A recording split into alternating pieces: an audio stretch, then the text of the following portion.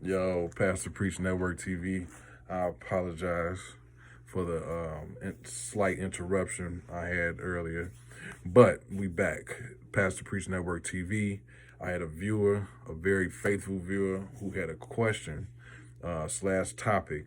Uh, she asked if or when is it cool, or when do you think it's a good time for your partner to meet your children? So I'm like I said before, I'm gonna talk directly to the women because men should operate a different way. Not too in this situation, not too different, but it's a different dynamic. So there is no specific timeline when your partner meets your children because everybody's emotional process is different, and it's unique in their own way. But there are certain factors that will come into play, regardless to who you are and however long you've been dating this person. Number one is to establish trust. The definition of trust is the firm belief in reliability, truth, ability, or the strength of someone or something. And trust is like, it's based largely on the evidence that something is real, like it's tangible. You can hold it, you can believe this is proven to be a scientific fact type shit. So, and it's based on the human senses and the thought process, and like it's been proven. You've gained it's this particular thing or some person has gained your trust. You now trust that. So you need to be able to trust this person. So the question, first off, before you do anything, do you even trust your decision making skills?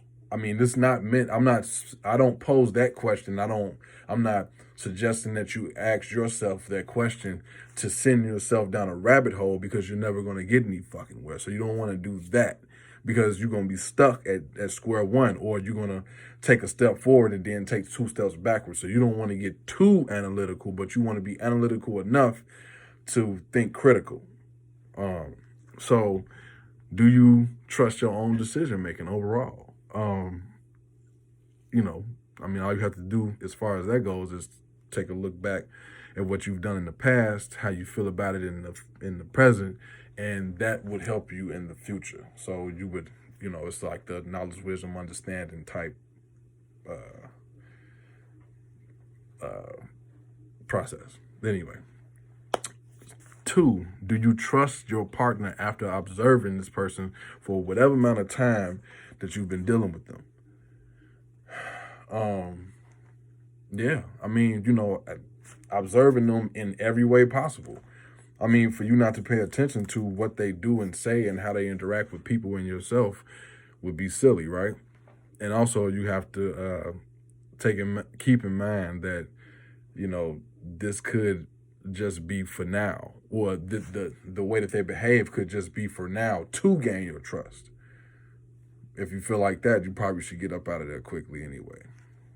That's just my suggestion. So you establish trust, which is very rare nowadays. You establish trust to get to have faith. You establish trust. That person needs to give you something to trust so you all can establish it. So you can have faith that you made the right decision. And the definition for faith would be belief in things that are not seen, belief in stuff that is not based on proof. The abandonment of scientific principles, which would be just believing it, period. Fuck all that other shit. Fuck all the shit I just said before that. Now you just have to have faith that it's going to work, or that you're doing the right thing, like I said. That's where the term take a leap of faith is just like when you see a movie or some sort or some type of motion picture and they come to a fork in the road where it's on this side is one piece of the mountain and this side is another piece of the mountain, but down this in the middle of that motherfucker is death. So everybody else jump over to this side. And then you get the fat motherfucker who can't jump to that side. He fucked. Everybody on the other side like, come on, man, you got to do it. They even got faith in this fat motherfucker. Somebody over there probably thinking like, that fat motherfucker ain't going to make it. And if he don't make it, too bad. We made it, so let's keep it moving. I think that would be me. But, yeah. So the fat motherfucker over there, what would get him across? He probably wouldn't be able to, any other time, he probably wouldn't be able to get over there. But he has faith. What would give him faith? Let's just say God, right? I would say so. He has faith. He fuck around and make it. He even gonna jump to see if he can even make it because he had faith. So you have to have faith in the fact that you made the right decision. So you establish trust to get faith. And that's before you even let this motherfucker meet your children. So introduction is key, right?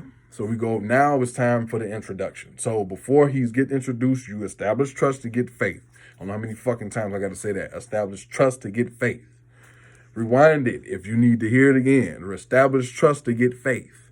Now, the introduction is key and could possibly make or break things. And there's always the gray area, which would be kind of like, the introduction could make or break things. If it's a bad introduction, it's going to break it. If it's a good introduction, it could make it to the next time they meet. You know what I mean? But in the event that it's neither made or broke, it's a gray area, which would, you would let nature take its natural course. And because you don't want to force anything, right? On either party, not even yourself. Neither party needs to be forced to do anything because that would make it insincere. That would make it awkward. And that's the last thing you want to do. You don't want to like force this thing. You know what I'm saying? So if they say they happen to meet and it wasn't planned, right? I would say keep it short and simple. Everybody needs to be civil, right? Hey, how you doing? Blah, blah, blah. I'm this person. That's this person. Blah, blah, blah. That could be real quick, though. You don't want to spend too much time doing that. Matter of fact, I would say in that as soon as possible. Make it short and sweet. Now, the real introduction would be under these guidelines. Y'all made notes. Gang of notes. So you figure you don't want to, like I said, no expectations. You don't want to think just because you're emotionally involved and you like this person that they will be taken well by other people. You just can't do that. You can't even think that way because you'd actually be, that's a recipe for disaster, period. Yeah. So, and then, children, they also have some children, not all children. Some children don't have this problem, but some do. They have a problem. They may have a problem expressing themselves. They have a hard time expressing themselves. So you don't want to put pressure on them to behave a certain way or anything like that. So let's just not force anything. Let everything be organic, so to speak, right? And the setting is very important because it should be an environment like a birthday party or barbecue or game night or what the fuck ever. Something along those lines where the children are being entertained along with family and friends. Children, it needs to be going down. Not like a big ass super circus, but it needs to be some activity going on. So, they're not just sitting at home in their comfort zone and here come dude bumping through the door because he want to fuck their mama. He gonna act like it's cool for a second. No, fuck all that. It needs to be totally different. It needs to be set up. It needs to be a controlled environment so that they are comfortable. And then you introduce the partner as a friend at that point because we don't want to create any seeds of jealousy or resentment or any of that. And that's why it's also important when the children meet the man that, you guys aren't kikiing all in the corner and shit. You know what I'm saying? And he doesn't feel like he can smack you on your ass or grab some ass or, flick a titty. No, we can't have none of that. No, we can't do that. So, even a more than friendly hug is a little inappropriate upon the introduction. I think most women know, well, I would hope most women know what's appropriate and what's not. But you know what? I'm not even talking to bitches who don't know any better. I'm talking to women who do have morals and integrity and principles, and they have class, and they behave like a lady. All you bitches, this wouldn't apply to y'all no way, because you got so many other things to do before you even worry about some shit like this. It don't even make sense. So, the environment should be a non-threatening environment for the child, things of that nature. Try to lay off the kisses and the hugs and, shit like that, and just introduce the dude as a friend, or the man as a friend. And he shouldn't overdo anything too. He should just be cool and everything just go with the flow. Because over time, if he's going to be around, things will get to that point anyway. Like I said earlier, it's either the introduction is either going to make or break it, at least the relationship between them two. Let's not go that far, but it can make or break it, or then you got the gray area, which would be letting nature take its course. After you've done the things that we're talking about in this video, which is pretty much all you can do, which is I guess in some cases a sad reality, but it's reality nonetheless.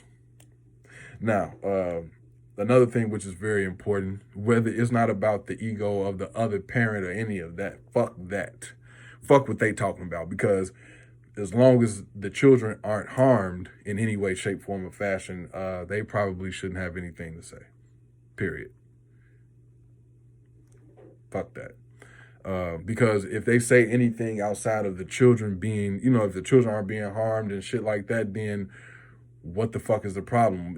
Other than that, they just on some bullshit. So fuck them. But at the same time, you do want to establish with the children that they do have that your new significant other is not trying to be their parent, because they aren't their parent. Period.